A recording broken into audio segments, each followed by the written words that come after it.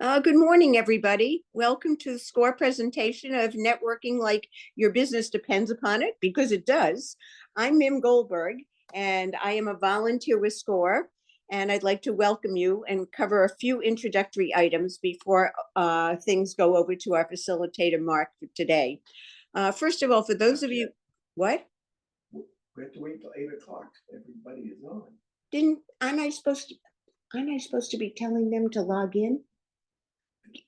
No? Aren't I supposed to be telling them to put in where they're located in business? Yes, but you don't start that until 8 o'clock. Well, they want to know don't they want to know who I am?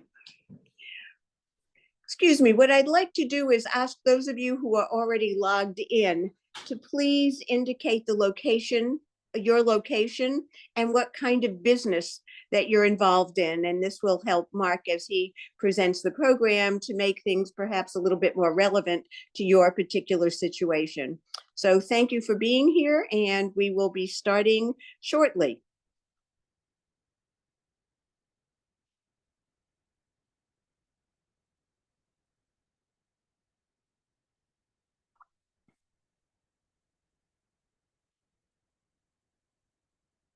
Good morning, Berlin. Where are you from and what kind of business you in? Oh, you're in somebody from Westford Recreation Athletic Center. Great. Berlin, Brockton. And what kind of business are you in or planning?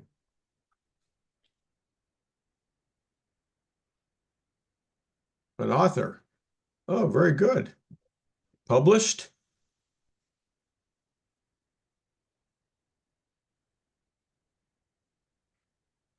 Ah, very good. And what types of books?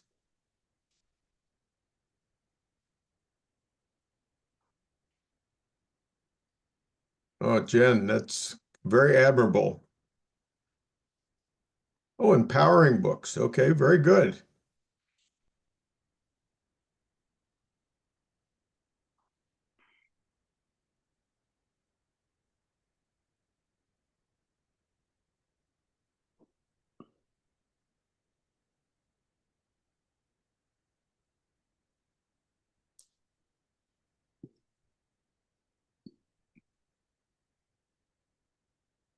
Well, you certainly have a target market.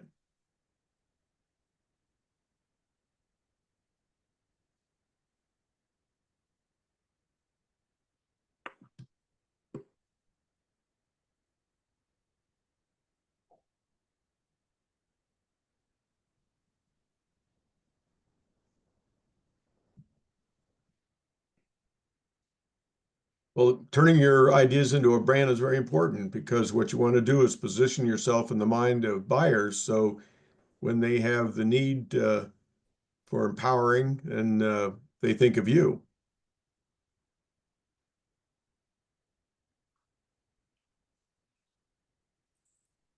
Oops.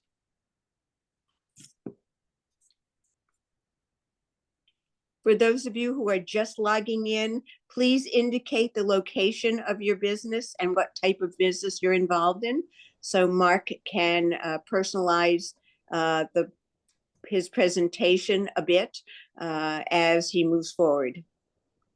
Thank you.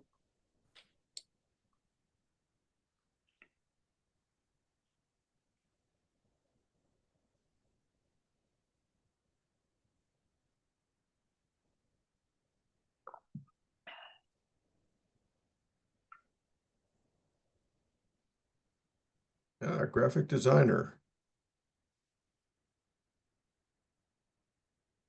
I bet you're in big demand these days with all the branding and social media.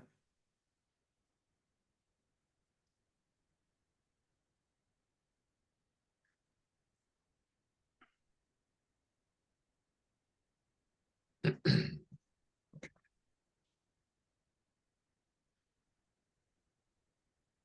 we'll start in just about a minute. Amy Dowd, ex-Cape. My brother lives in Stewart.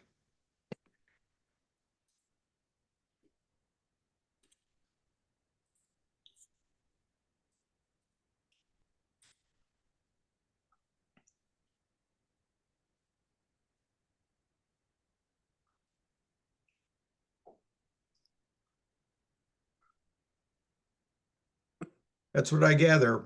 Our next door neighbor actually is down there right now.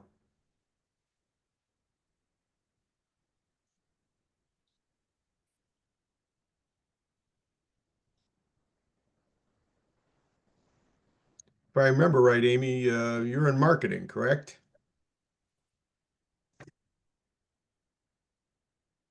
Yep.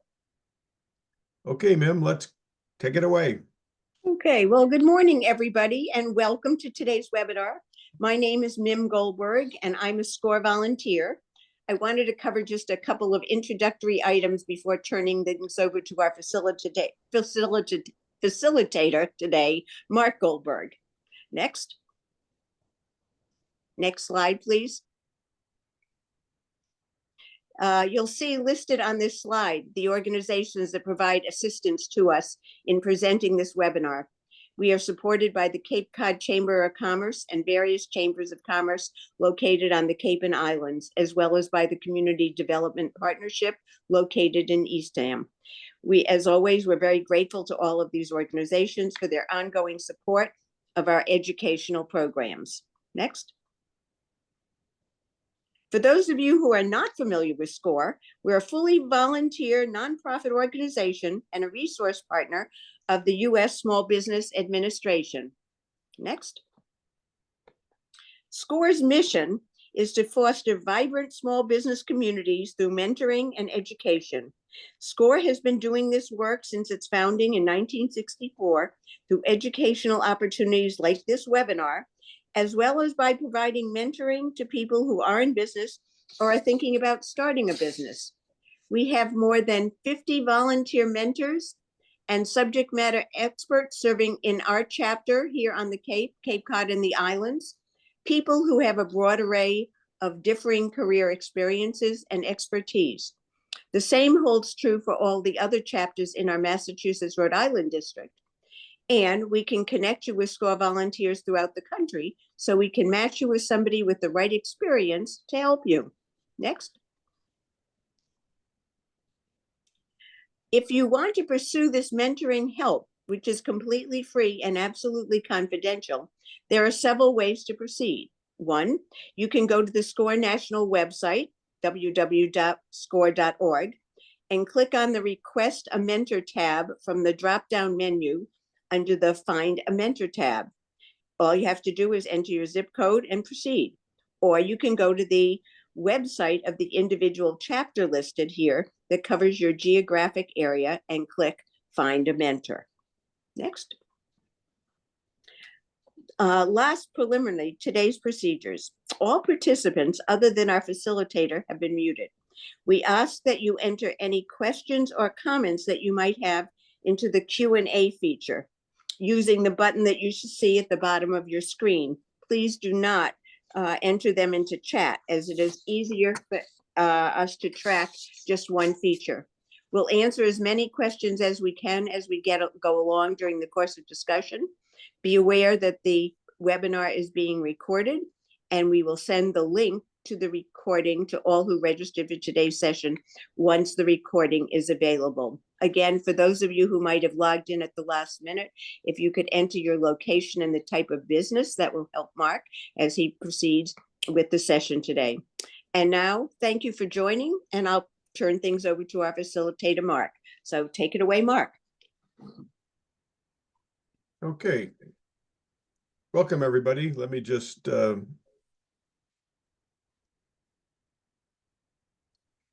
my PowerPoint up here. Okay. Today, what we're going to talk about is networking. And like most workshops and webinars, you like to take away one thing from the webinar so that you can implement it just as soon as you possibly can.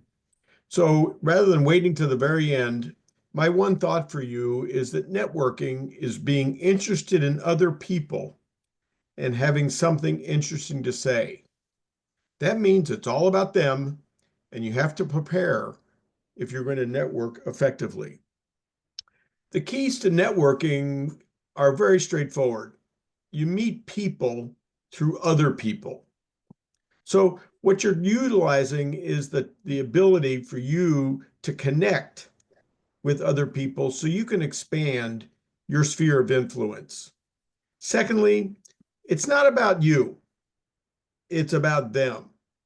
So what you want to do is you want to be prepared to communicate, but remember that you're there to try and find something about the other people that can help you in the end. It's also important to get out of your league. That means get out of your comfort zone. Go to events that are not quite in your sphere, but you can find opportunities there. And remember that this isn't a selling event, but you have to have a good elevator pitch. You have to be able to succinctly communicate who you are, what you do, what your offer is, and how you can connect with them that will benefit them. And lastly, in the end, you might want to think about holding your own event. And you control the entire situation from beginning to end. Now, what I'd like you to do is I'd like you to answer the question, what concerns you most about networking? When you hear the word networking, what is it that concerns you the most about networking? And Mim, maybe you can read the chats as they come in. I'm sorry, where do I find those? Okay. Sorry. So most people, when they think of networking, they think of fear, they think of confusion, they think of what am I going to say? They're going to say, I don't know these people. I don't know how to even get it started. So what we're going to do is we're going to talk about some of these today so that you feel more comfortable and you're able to connect with others to expand your base. Networking is a proactive marketing tool. It's an integrated marketing tool. And most of us have integrated marketing plans. They include traditional marketing, social media marketing, digital marketing like websites, but they include sales, advertising, PR. Networking is part of your marketing mix. Networking really is the process of developing relationships that increase your business by enhancing your sphere of influence, by connecting with people outside of your day-to-day activities. And that way you can leverage your business by these personal connections. So great networkers are ones that plan ahead and they work the networking opportunities to expand their base of business. Well, one of the things we have to think about is that networking is all about connecting, not collecting. And many people go to networking events and they have a handful of cards in their pocket and they expect to have another handful of cards from other people in their other pocket when it's all over. But it's all about building quality relationships. It's communicating with people who have the ability to help you help yourself get to the next level. Well, you're not going to get into that deep understanding of one another in a 5-minute conversation with somebody in a networking event, but you're able to begin it. So what you want to do is you want to think in terms of it's pausing and allowing yourself to engage in a conversation, not just jumping straight to the bottom line, which many of us like to do. It's a process. It's a process of finding out who they are, what they do, what their needs are, and how you can communicate with them so that you can achieve your goals through them. This process is not promoting. It's about finding out where they are and how you can fit into their needs. It's also about maximizing time. So you need to pace yourself, give yourself the opportunity to meet as many people as you can without giving people the rush. So when we think about networking, we also want to think about it's all about community building. Your community of buyers, your community of other sellers, your community of influencers. And it's all about the collegial communication with them. So somebody may not be the top dog. They may not be what they call the financial buyer, but they may be an influencer. They may be a specifier. They may be somebody who can connect you with somebody else. So it's all about building this community. It's all about how well you position yourself versus their interests. So the only way you find that out is listen actively. So you base the connection on the information you are receiving. And Mark, yes. sorry, can I interrupt some of the comments here about how do I begin a conversation when I'm new? How about stumbling into what I'm going to say and some of the small talk that's involved to get a conversation going? Okay, so some of the, and I'm going to give you some of those later on, but one of the things you want to do is you want to get them talking to you. And by asking them open-ended questions, that allows them to be talking to you rather than you having to be talking to them all the time. So if you ask them an open-ended question, that's one that's not being answered by yes or no, then what you want to think about is, what can I ask them that will give me information about them so that I can then take it to the next step and ask them another open-ended question to get them to talk to you. Another way of doing it is if you're going to an event where you really don't know anybody, but you might know somebody, you get them to help introduce you to people they know. And that's another way of getting into a conversation with people that you don't know without having to just jump into it. But I'll give you some thoughts a little later on. So what we also want to think about in community building is that you want to be open to as many possibilities as you can rather than being very narrowly focused. Because if you're in an environment where there are multiple people with multiple backgrounds, you may find ways of propelling your business that you hadn't thought of before. Now, we also hear today that we want to be authentic. Well, what does authentic mean? That means being transparent, being open, not being boastful, being genuine in your communications. So what you want to do is you want to be kind of a little step back in most of what you say, but you want to be authentic and transparent in your communications. And we also want to think about the fact that when we are community building, it's long term. So you may meet somebody at an event tonight and you may find a common ground between two of you. And what you do is set up a call for the next week. You have a call, and if that goes well, then you set up a face-to-face. So it may be something that takes a longer period of time. So we want to make sure that our vision is not short term, that it just doesn't happen with a handshake and a smile. It's going to take time in order to communicate and create a relationship. So we also want to ask ourselves, okay, why does networking fail? Well, it fails for a number of reasons. When you talk too much, and I'm sure most of you have been in some kind of a conversation where the other person's just talking ad nauseum, and networking fails. You get tired of it and you leave the conversation. So you want to pace yourself and make sure that you're allowing them to do 70% of the talking. It fails when you spend all the time talking about yourself. I.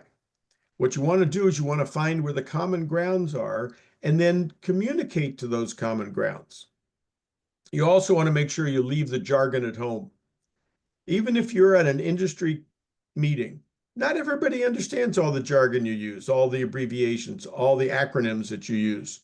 So make sure that you leave that at home because they're not always understood. And people won't necessarily say, wait, stop. I don't understand what you're saying. They fail also because we talk in generalities. And we want to talk fairly in specifics rather than generalities. And networking fails when the networkers one-up one another. And this mostly happens with men to men. And what happens is you talk about, you ask them, well, where'd you go on vacation this year? Well, I went to the Bahamas. is the answer you get. And you say, oh, well, I went to Hawaii. And so the other person feels that they have to one up you too. So what happens is you want to make sure that you keep it on a common ground. And that way, networking will succeed. Well, there are also some myths I want to share with you. One, it's not about the quantity, it's about the quality. If you walk away with one really good connection that can help you get to the next level of your business, you've succeeded. Now, you'd like to do more than that, but it's not about quantity. It's not about the number of cards you have in your pocket. So you want to think about the quality and what characterizes a successful communication. What is it you're looking for? It's not about just meeting the presidents, the big shots. It's about connecting with people that can connect you to the next level. My wife and I owned a trade show marketing company for almost 30 years. It was a multi-level sale. So our first contact would probably be an event manager or an exhibit manager at a networking event at a national convention. They didn't hold the purse strings. So what we needed was for them to provide the opportunity to introduce us to those that held the purse strings so we could present our offerings and generate a sale. Now, you don't have to have a pitch, but you need to be able to communicate succinctly about your offering. What do you offer as a business? What do you do in the way of your value proposition? So what need, want, or desire are you fulfilling so that you can make a connection with them on a level that allows them to see what a reason to continue the communications? And networking occurs every place. It's just not at a Chamber of Commerce after hours or before hours. It occurs every place. It occurs standing in line at the Stop and Shop. It occurs every place. You're wearing a monogram shirt and somebody looks at it and says, oh, tell me about your business. What is that business? It sounds really interesting. Networking starts right then and there. So what you want to do is think in terms of being open-minded and understanding that this is a quality event, not a quantity event. So what makes a really good networker? Well, a really good networker is one that follows up timely. What's a timely follow-up? The next morning. It was really nice meeting you last night at the Chamber event. And what I'd like to do is arrange a time to meet with you face-to-face and later this week. Would Thursday work or would Friday be better? Is morning better than afternoon? So follow up on the referrals so that you remain top of mind with them.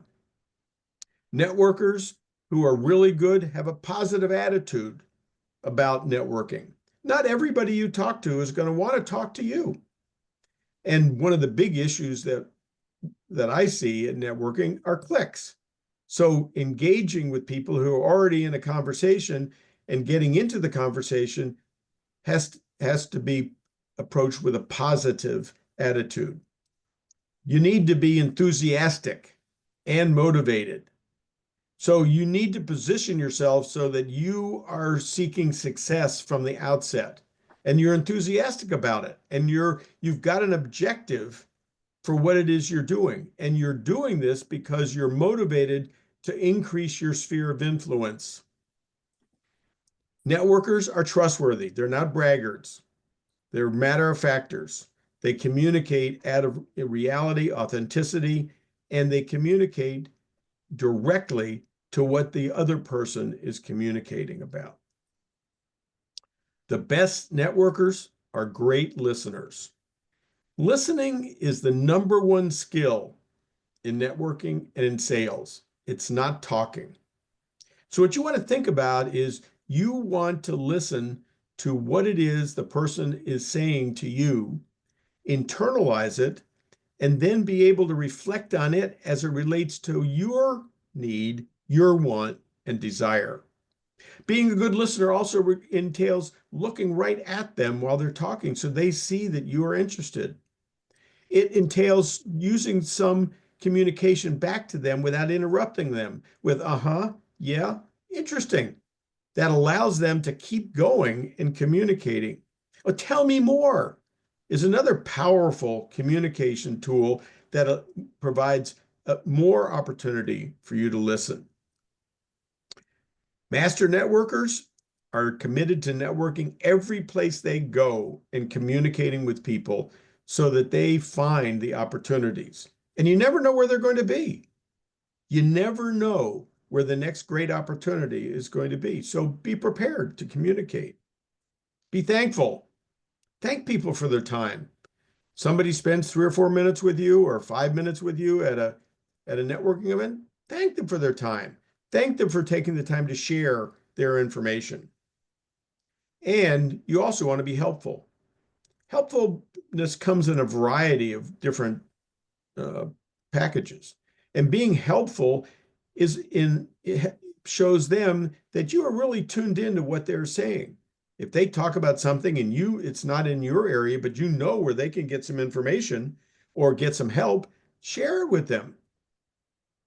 And we talked about sincerity and authenticity.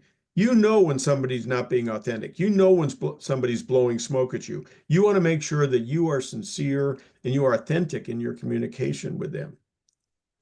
And master networks are dedicated to working one's network, making sure that those people that you connect with, you stay connected with until you find that either they can't help you achieve your goals or you find that you cannot help them achieve their goals. But you're dedicated to continuing the networking. One of the things that most of you will find, and a number of you I noticed, are solopreneurs. And your network is invaluable. Having a group of people that you can connect with is a way of staying up to date, is staying enthusiastic, staying connected, and staying motivated because you don't have anybody else to do that with. So you create a network of communications. A lot of solopreneurs make an objective of communicate with their network on a daily basis so that they can share ideas, they can test ideas, they can get feedback on ideas that they have for solving issues that they have. So utilizing your network is also very important and keeping it alive. So what makes networking work? Well, when you arrive at a networking event, be ready to engage. When you walk in and you see people who are there standing by themselves, be ready to engage with them. Now, a lot of times what you want to do is you want to think in terms of finding somebody there that you know and having them help you engage. But be ready to engage. Just don't go in, grab a drink or something to eat and stand there by yourself. You want to focus on common points of interest by expressing where they are focused. Well, what does that mean? That means that you want to find common points of interest for both of you and then expand the ones that they are interested in where you can benefit as well. You also want to give answers that are flavored and textured. Giving answers that are yes or no do neither of you or the person you're networking with any benefit. You need to give answers that are textured by giving context, by giving examples, by showing them that you understand where they're coming from and how you can relate to them. You also have to be very aware of nonverbal communications. It is often said that 55 to 60% of all of our communications is nonverbal. You can tell if somebody's tuned into you or not just by watching their eyes, watching their body language, watching how they stand. If they take a half step back, they have disengaged with you. If their eyes go over your shoulder out into space, they've disengaged with you.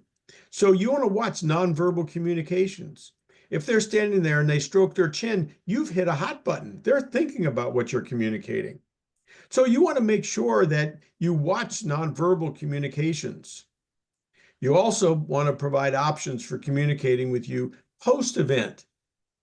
So one of the questions you might want to ask as you disengage is, I'd really like to follow up with you. How do you like to be communicated with?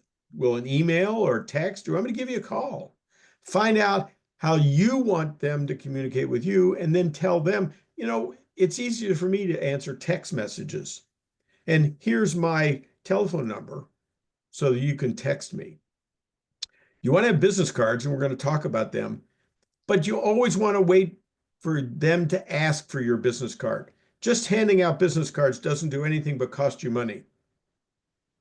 Now, one of the things that I've always appreciated doing before a networking event is some self-talk. Sit in the car before you go into a networking event and build up your self-confidence so that you eliminate the fear of rejection, because it happens. You try to start a conversation and they're not interested in talking to you. They're only interested in talking to their network that they've already formed. And you find that at a lot of events where there are cliques. So using self-talk.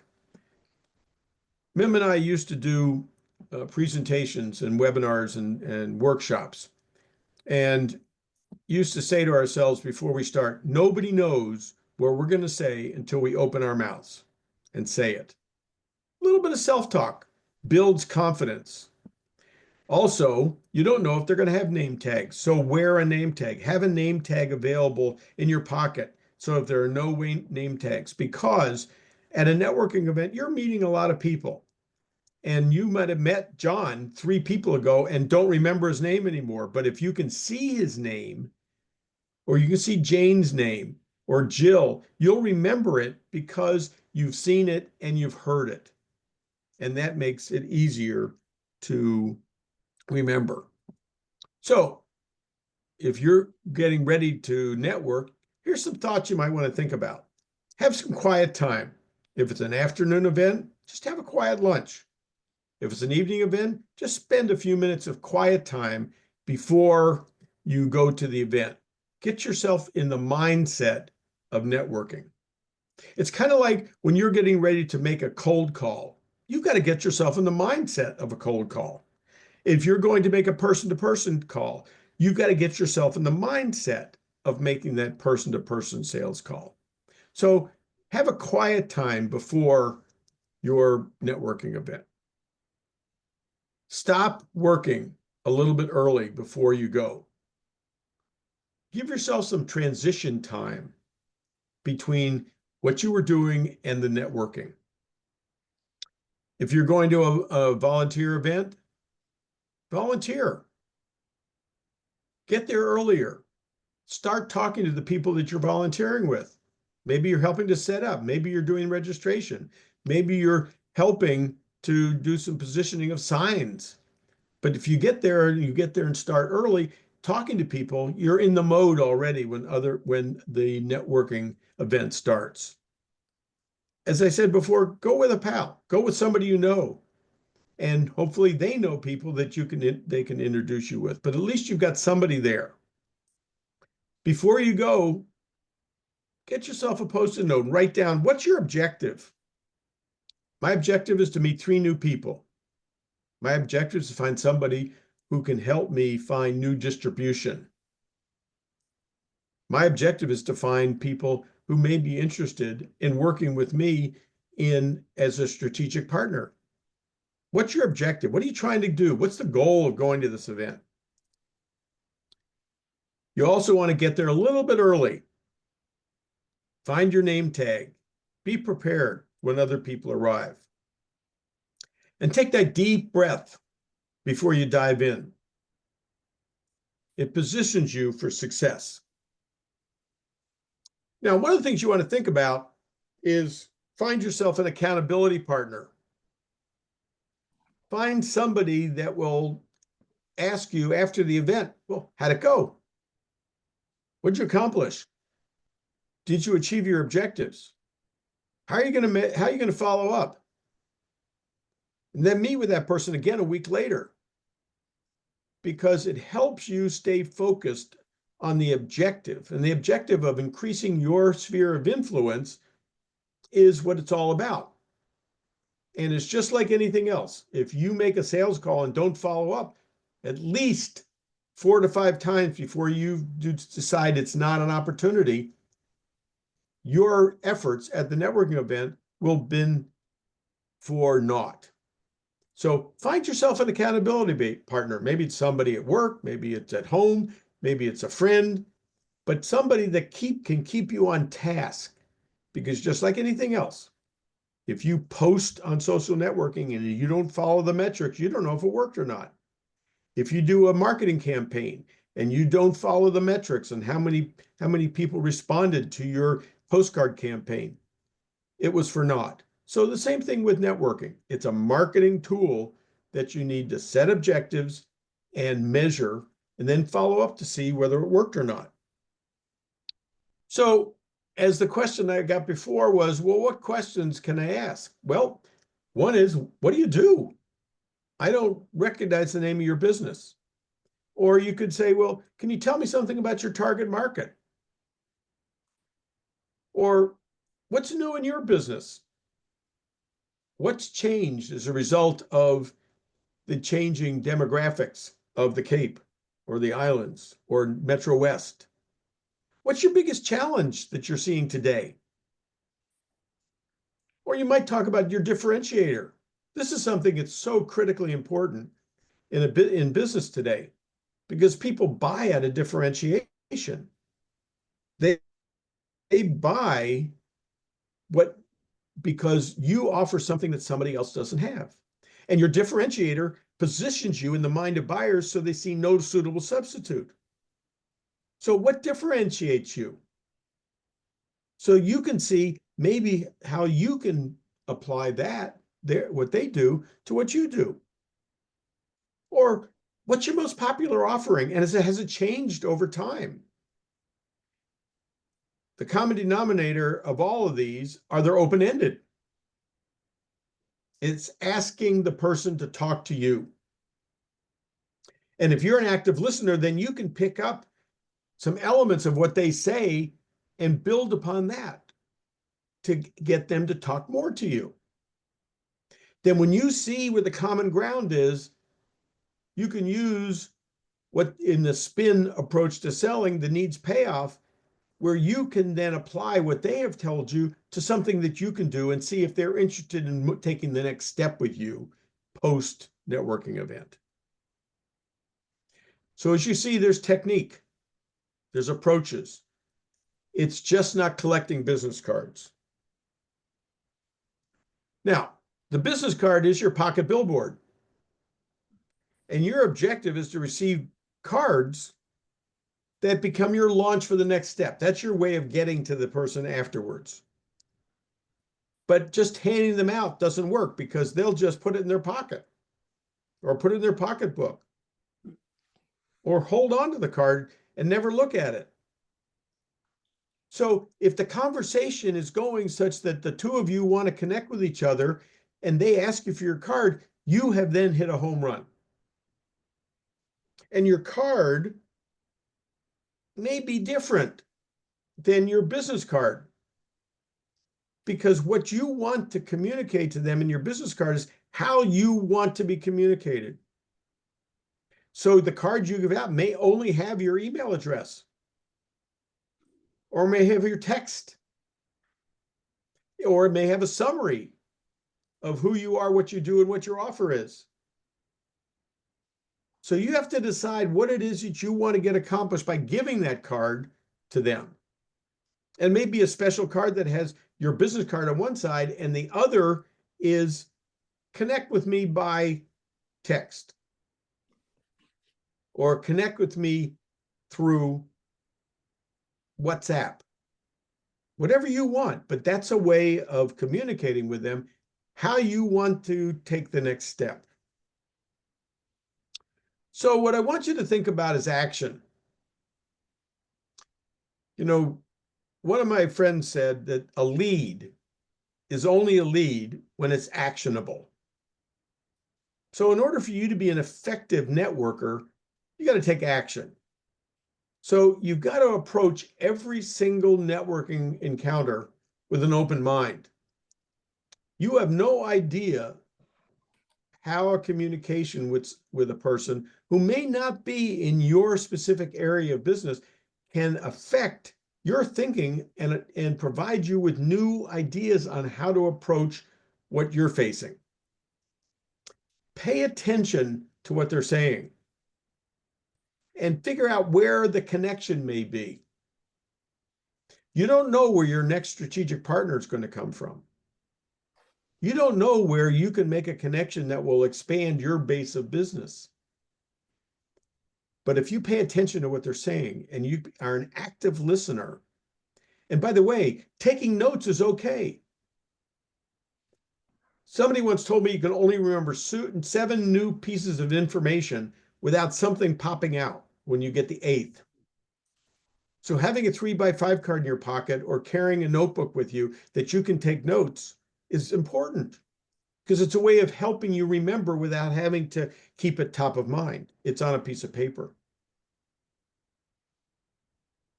You also want to identify 3 people you feel comfortable approaching and then approach them. And you can tell if people feel as though they look as though they are approachable. And your goal really is to have a pleasant conversation. There may be people that you don't have any business connection with, but you may find a personal connection. They love to read mysteries and they belong to a mystery book club. You may want to follow up just because you love reading mysteries and want to join a book club.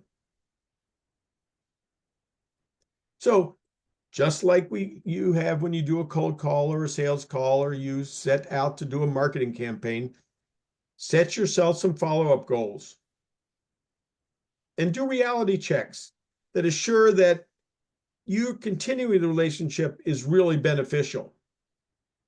Sometimes we chase opportunities and they've lost the opportunity to be beneficial. So always do a reality check to make sure that it's moving in the right direction. Mark, Yes. one of the couple of questions here regarding kind of, what do I say? Maybe an elevator speech, thinking in terms of creating an elevator speech that can be delivered clearly and succinctly. Yeah. Okay. What you want to think about is, what is it you want to communicate with somebody in 30 seconds that communicates, number one, who are you? What do you do? What is your offer? In other words, what's your value proposition? What need, want, or desire are you providing to your target audience? And thirdly, why is it that you want to connect with them? You have to keep it short, you have to keep it focused, and you have to make it so that it connects with what they've already told you. So if they've given you a hint of how to make the connection, your elevator pitch, whatever you want to call it, your response should be very focused, succinct, clear, and delivered so that it gives them the opportunity to take the next stage in the conversation. Any other questions?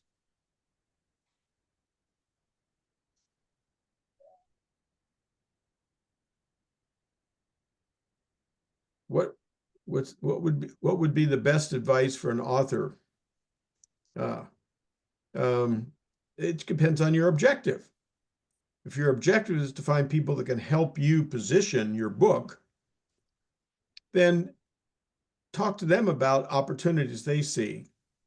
If you're looking for new ideas or you're looking for ways of expanding your reach, then what you want to do is you want to create a communication that allows you to do just that. And what I would do is think in terms of multi-level communication to create a brand for your name. Now, if it's your name that you're trying to communicate versus the name of your book that focuses on a target audience, then using social media. And using social media will allow you to maybe do a 12-part series that communicates a single message one at a time that connects the name of your book with you. What do we mean by multiple? Multiple. I'm not quite sure what the question is. Berlin, what's multiple?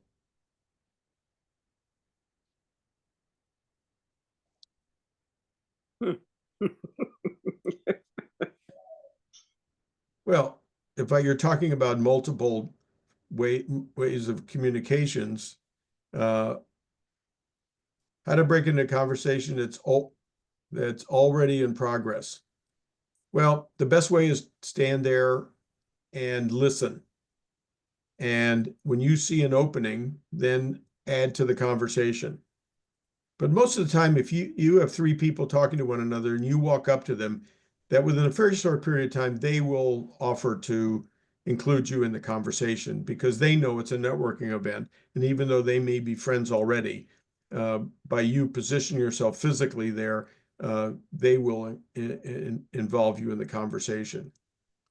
And that's one of the biggest problems I've found with networking at events is that there are cliques.